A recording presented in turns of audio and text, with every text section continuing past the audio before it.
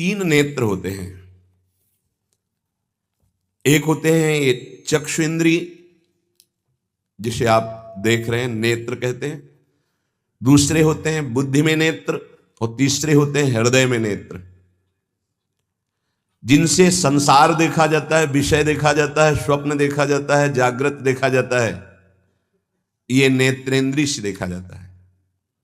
इससे ना आप किसी महात्मा की स्थिति को देख सकते हैं, ना भगवत स्थिति को देख सकते हैं। ये केवल माया को देखने वाले नेत्र हैं जो सबके पास हैं।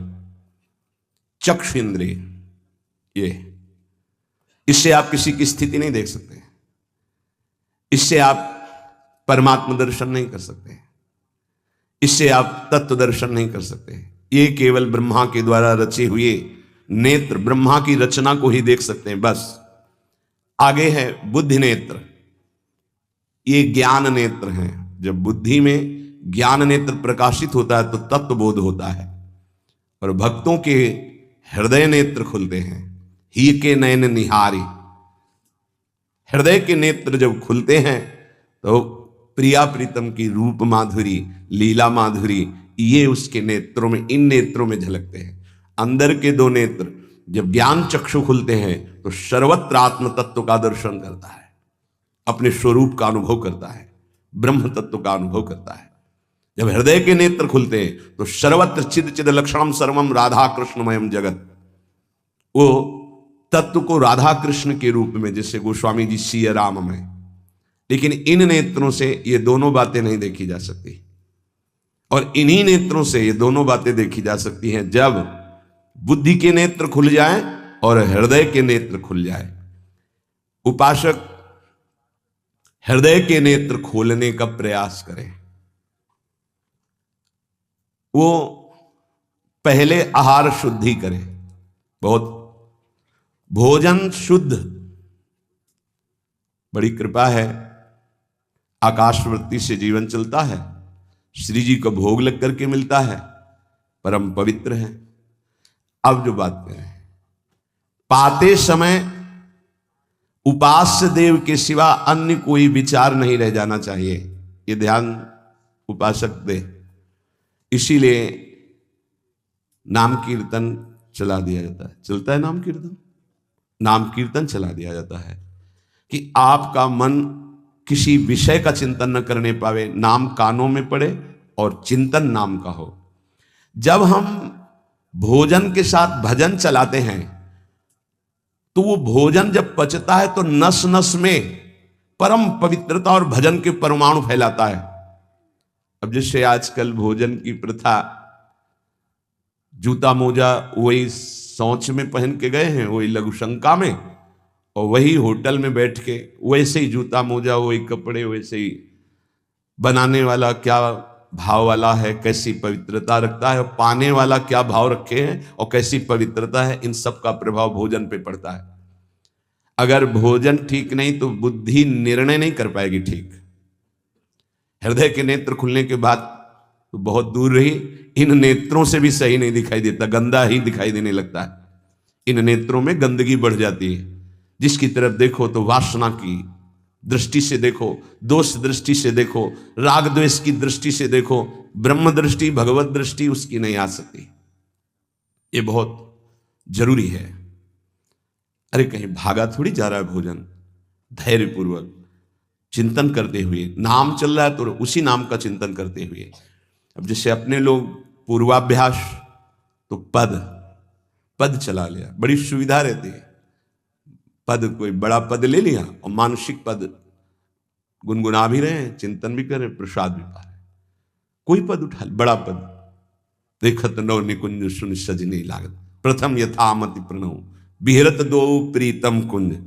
अब जब तक पद पूरा नहीं होगा तो भागेगा नहीं, और भागेगा तो पद नहीं पूरा होगा, पकड़ हो जाएगी।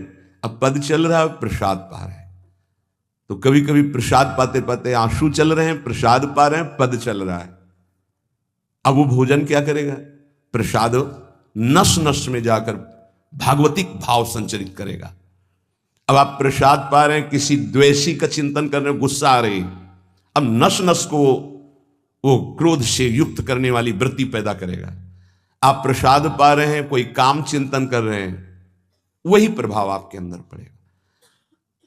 हमारी पद्धति रही है प्रसाद पाने की, चाहे जितना पवित्र हो, पर भोजन पाने के पहले हाथ पैर धोए गए, कुल्ला किया गया, पवित्र हो करके फिर वहां बैठ करके, पद्धति थी आसन पीढ़ा चटाई बिछा दी गई, पवित्रता पूर्वक बैठे, भोग सामने आया, भगवद अर्पित प्रसाद है तो जय जयकार और कीर्तन करके पा रहे हैं। अगर वो ऐसी जगह से मिला है, भगवद अर्पित नहीं है, तो अपने सामने 1 मिनट रुक कर भगवद अर्पित करते हैं, फिर जय जयकार इष्ट की, गुरुदेव की, भगवान नामों की गूंज करके फिर पाते। वो प्रसाद हमारे हृदय में पवित्र भाव पैदा करेगा, भजन बढ़ेगा। भजन से ही हृदय के नेत्र खुलते हैं, भजन से हृदय के नेत्र, और हृदय के नेत्रों से ही प्रियालाल का दर्शन होता है, प्रियालाल का लीला चिंतन होता है। जो अपनी नस नस में नाम, पवित्रता, भक्ति, ज्ञान, तो भोजन में बहुत सावधान रहिए। ये 24 घंटे के लिए हमारे विचारों को अपवित्र या पवित्र करेगा भोजन। अगर अशुद्ध भोजन हो गया तो 2-3 दिन तक तो विक्षेप पड़ेगा ही। अगर बहुत ही निषिद्ध भोजन हो गया तो हो सकता है कि भजन भी रुक जाए, विक्षेप क्या रुक जाए, ऐसा भोजन होता है। भोजन बहुत संभाल के, भले भूखा रहना पड़े तो अच्छा है 1-2 दिन, पर ऐसा भोजन ना होने पावे जो हमारे भजन को छीण करे। प्रायः जब श्री जी की शरणागति दीक्षा दी जाती है यहाँ, तो पहला कि तुम्हें 11 माला गुरु मंत्र के तो करने ही हैं, दूसरा 12 पद चतुरासी जी के पढ़ने ही हैं पक्का, तीसरा तुम्हें उस रसोई से कभी भोजन नहीं पाना है जिसमें मांस बना है, जिसमें मांस रांधा गया है। भले तुमको वहां दाल रोटी खीर और ये सब बना के दे, पर वो सात्विक भोजन नहीं होगा, वो राक्षसी भोजन होगा, क्योंकि वो रसोई अपवित्र है, उसके पात्र पवित्र। ये दीक्षा के समय दिया जाता है।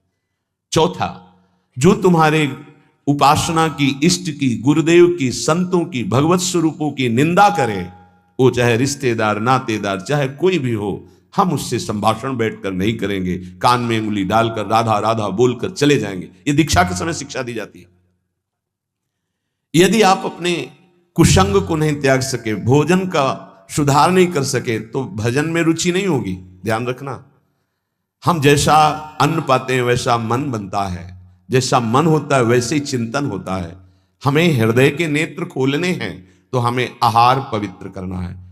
पवित्र आहार पवित्र चिंतन के साथ हमें पाना है, ऐसे जल्दीबाजी नहीं। जल्दीबाजी है तो हम नहीं पा रहे हैं, जब हमें समय होगा पा लेंगे। कोई प्राण थोड़ी निकल जाएंगे, एक बार न पाएंगे, एक दिन ना पाएंगे, नहीं निकल। कई दिन भोजन न पाने पर भी ऐसा नहीं होता कि प्राण निकल गए। बड़ी सामर्थ्य है, प्रभु ने सामर्थ्य दी है।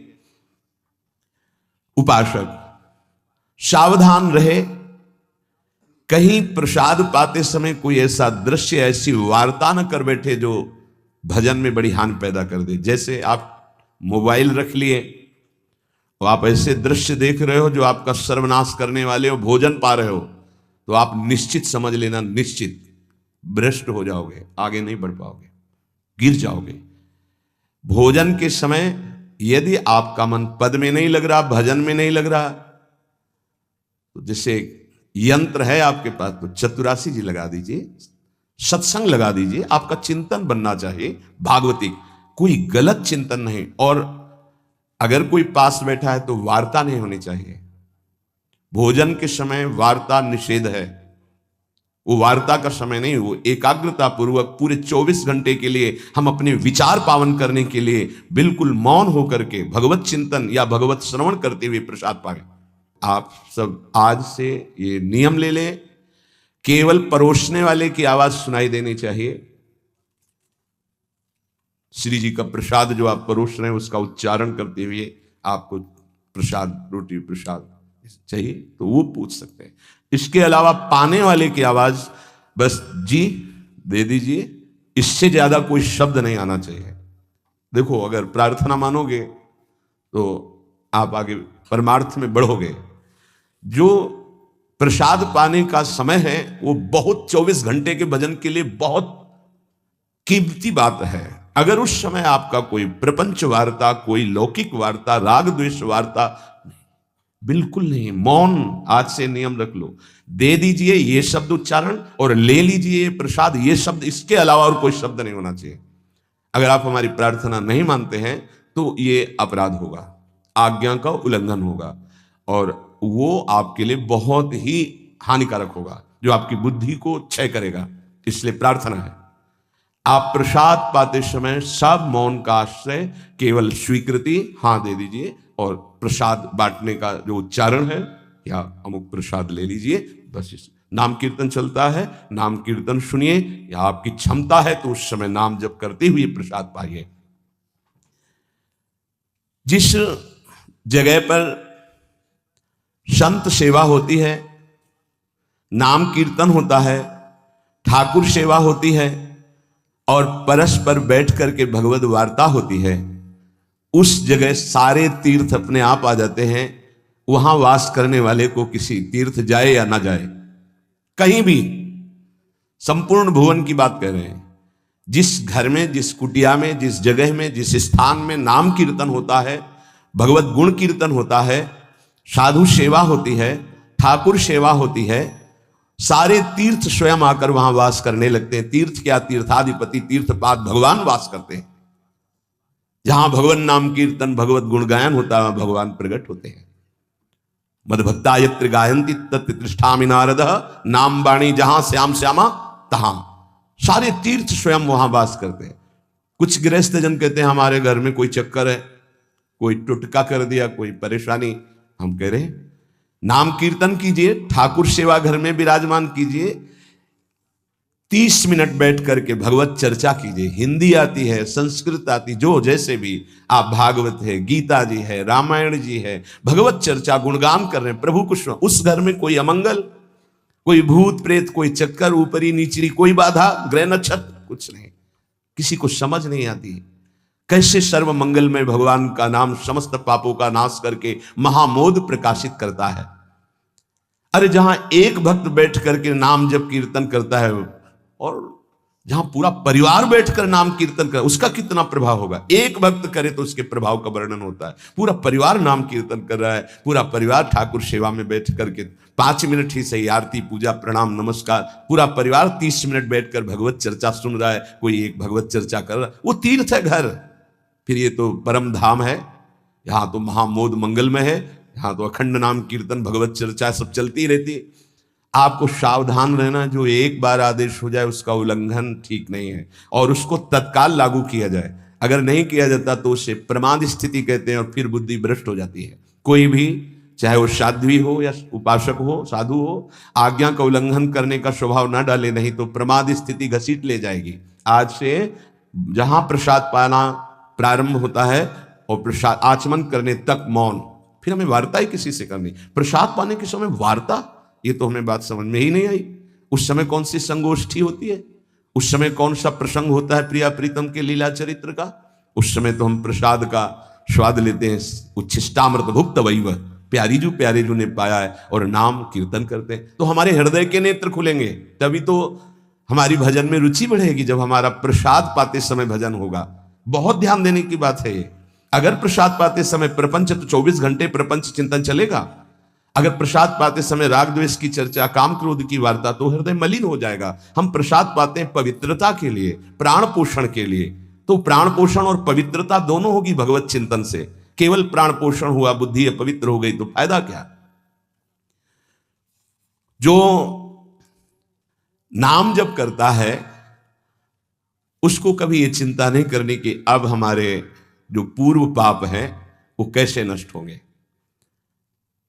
वज्रम पाप मही भृताम, जैसे पर्वत को चूर चूर करने के लिए देवराज इंद्र जब वज्र का प्रहार करते हैं तो वो धूल हो जाता है, ऐसे ही पहाड़ जैसे भी पाप हो और नाम जप कर रहे तो नाम जप क्या करता है, वज्र के समान उस पहाड़ जैसे पाप पर टूट पड़ता है और उसे धूल धूसरित कर देता है। वज्रम पाप मही भृताम, हमें नाम पर ध्यान देना है। कैसे नाम जब छूट जाता है उपासक होकर भगवत प्राप्ति का लक्ष्य बना के, और तुम्हें चैन है, इसका मतलब है आपका लक्ष्य भी भजन भगवत प्राप्ति नहीं बना। नहीं तो चैन के तद विस्मरणेन परम व्याकुलते थी।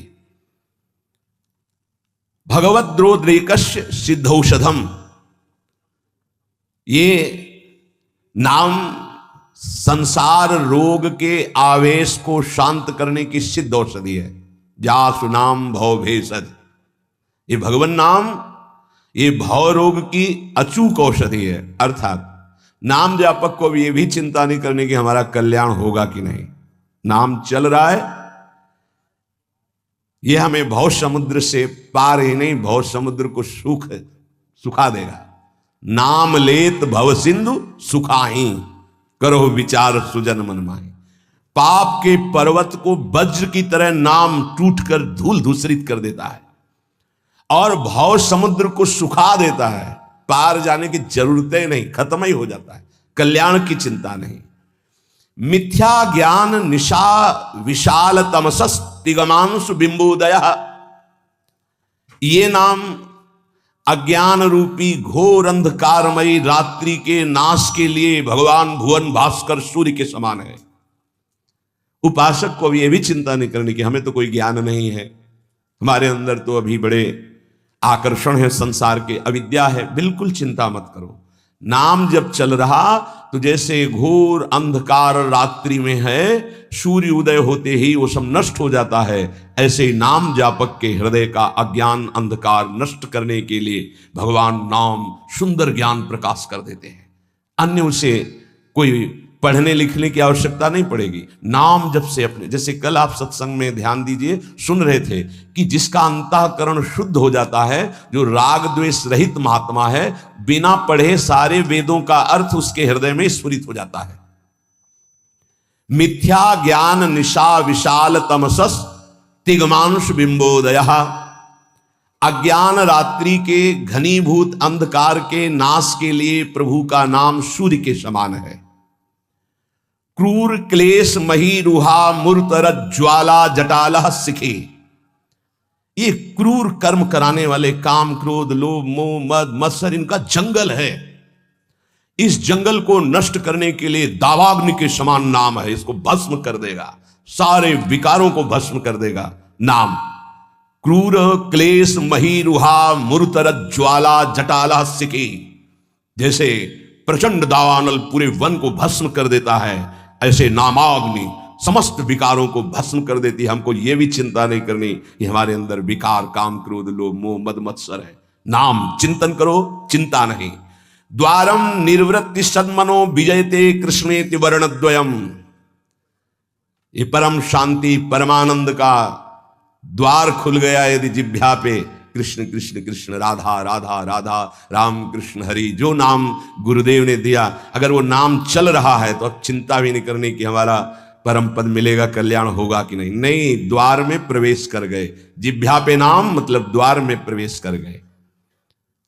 महाराज जी लोग तो कहते हैं कि जिह्वा से नाम जप करने से कोई लाभ नहीं मिलेगा, कहते कर में तो माला फिरे जीव फिरे मुख माही, मनुआ तो चहुं दिस फिरे यह तो सुमिरन नाहि।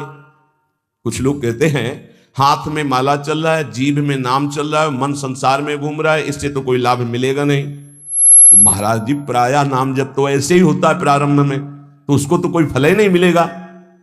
अरे ऐसा कहने वालों की बिल्कुल बात मत सुनो, पूज्य उड़िया बाबा, ऐसा कहने वालों की बिल्कुल बात मत सुनो, उन्हें कहने दो, वो क्या जाने। नाम में अपार सामर्थ्य है, जिसकी जिह्वा में नाम स्मरण चल रहा है तो मन लगे ना लगे उसको फल अवश्य मिलेगा। ये बात इसलिए भगवत प्राप्त महापुरुषों के वचनों को समझना चाहिए। अब कौन सा दोहा कहां से उठा के कैसे, अब अगर ये दोहा नए साधक को सुनाया जाए कि कर में तो माला फिरे और जीभ फिरे मुख माही और मनुआ तो चौंदिस फिरे ये तो सुमिरन नाहि, तो जो शुरू किया वो भी रख देगा माला कि फल ही नहीं मिलना तो हम क्या करें। पूज्य राधा बाबा, तुम चिंता मत करो, तुम मशीन की तरह जीभ से शुरू करो राधा कृष्ण राधा कृष्ण राधा कृष्ण राधा, बाबा के वचन, फिर तुम देख लेना। गोस्वामी जी कह रहे तुम चिंता मत करो, राम नाम मणिदीप धर जीह देहरी द्वार, तुलसी भीतर बाहरो जो चाह सुझिया। हमको वो बात समझनी है जो बड़े बड़े महापुरुष कह रहे हैं। ऐसे लोगों की बात देखो, बाबा ने पहला शब्द उत्तर में, ऐसे कहने वालों की बिल्कुल बात मत सुनो, उन्हें कहने दो, क्या जाने नाम में कितनी अपार सामर्थ्य है। अहो वत्स पचतो गरीयान यज्जिभ्याग्रे वर्तते नाम तुभ्यम, नाम की मनसाग्रे लिख देते ना, मनसाग्रे यह जिभ्याग्रे, जिभ्या में जिसके आपका नाम विराजमान हो गया वो चांडाल भी जगत पूज्य बन जाता है। अहो वत्स पचतो गरीयान, वो सर्वश्रेष्ठ हो जाता है। भजन करना है, निरंतर भजन करना है, मन लगे ना लगे तुम्हें इसकी परवाह नहीं करनी। जो तुम्हारी जिह्वा से नाम निकल रहा है वो फल दे के रहेगा, ये बैठा लो हृदय में। केवल जिह्वा से तुम भजन करना प्रारंभ करो, फिर देखना मन लगने की बात जाने दो, मन नाममय हो जाएगा, अपने आप नाममय हो जाएगा। जब हम अधिक समय तक विषय चिंतन करते हैं तो मन विषयमय हो जाता है, जब अधिक समय तक हम नाम जपते हैं तो मन नाममय हो जाता है। इसलिए तुम ऐसी बातें मत सुनो, निरंतर नाम जपने का अभ्यास जिह्वा से ही करो, तुम्हारा मन भगवदाकार हो जाएगा। तो महाराज जी सुनते हैं भगवदाकार वृत्ति बड़ी महिमामयी है, तो ये कैसे आती, कैसे भगवदाकार वृत्ति आती है? तीव्र अभ्यास और निरंतर स्मरण से। जब क्षण क्षण में वृत्ति हमारी भोगों की तरफ जाती है, उस वृत्ति को हटाकर हम नाम में लगाते हैं तो नामाकार वृत्ति, एक एक वृत्ति जब नाम में लगने लगती, नामाकार वृत्ति प्रभु के रूप में लगने लगती है तो भगवदाकार वृत्ति, तत्व चिंतन में लगती है तो ब्रह्माकार वृत्ति। इसलिए विशेष प्रयत्नशील उपासक वृत्तियों को भगवदाकार कर लेता है। प्रयत्नशील, बार बार मन संसार में जा रहा है, उसे हटाकर नाम में लगाते हैं, बार बार नाम में लगाते हैं, धीरे धीरे वृत्तियां नाम में हो जाती हैं। जब स्वतः एक एक वृत्ति नाम में हो जाती है तो भगवदाकार, मंत्राकार, नामाकार, ब्रह्माकार ऐसे शब्दों से कहा जाता है। ये केवल बातें बनाने से नहीं होता, पुरुषार्थ, तुम्हें भगवत कृपा से सामर्थ्य मिली ही ऐसी। उपासक प्रधानता कृपा की मानता है, अपने पुरुषार्थ की नहीं, पूरा प्रयास करके भगवदाकार वृत्ति का, और फिर उसमें देखता है कि बड़ी कृपा है, ये जो पुरुषार्थ हो रहा है ये गुरु कृपा से हो रहा है, ये भगवत कृपा से हो रहा है। भगवान की आज्ञा समझकर पुरुषार्थ करे और उससे लाभ हो तो भगवत कृपा समझे। आपका तात्पर्य यही है ना? हाँ, यही सिद्धांत है, ऐसा ही करना चाहिए। ऐसा करने से अभिमान नहीं होता।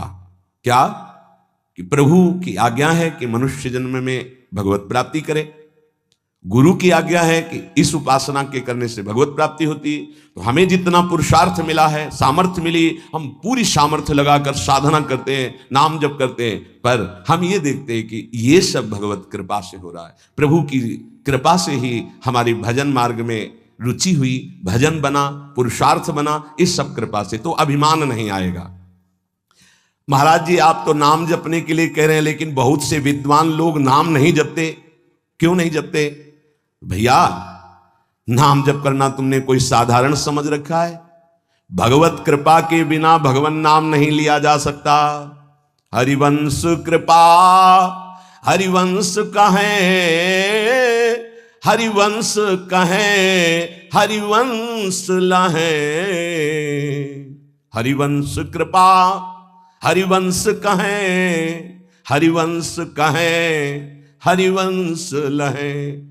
हरिवंश की कृपा से श्री हरिवंश, श्री हरिवंश, जो श्री हरिवंश कहते हैं उनको हरिवंश की प्राप्ति होती है। अर्थात वृंदावन में विराजमान सहचरियों के मध्य में श्यामा श्याम, हा हरि रा राधा बा वृंदावन सा सहचरी, उनकी प्राप्ति होती है। हम राधा राधा बोल रहे तो किशोरी जी बुलवा रहे इसलिए बोल रहे, कृष्ण कृष्ण बोल रहे तो जेई कृष्ण ते नाम, मानो साक्षात भगवान कृष्ण नाम से स्फुरित हो रहे, साक्षात प्रिया जो राधा नाम से हमारी जिह्वा में विराजमान। तो ये जरूरी थोड़ी है कि विद्वान है तो भगवत कृपा पात्र ही है। भगवन नाम भगवत कृपा पात्र जन जपते हैं। भगवत कृपा के बिना नाम नहीं निकल सकता जिह्वा से।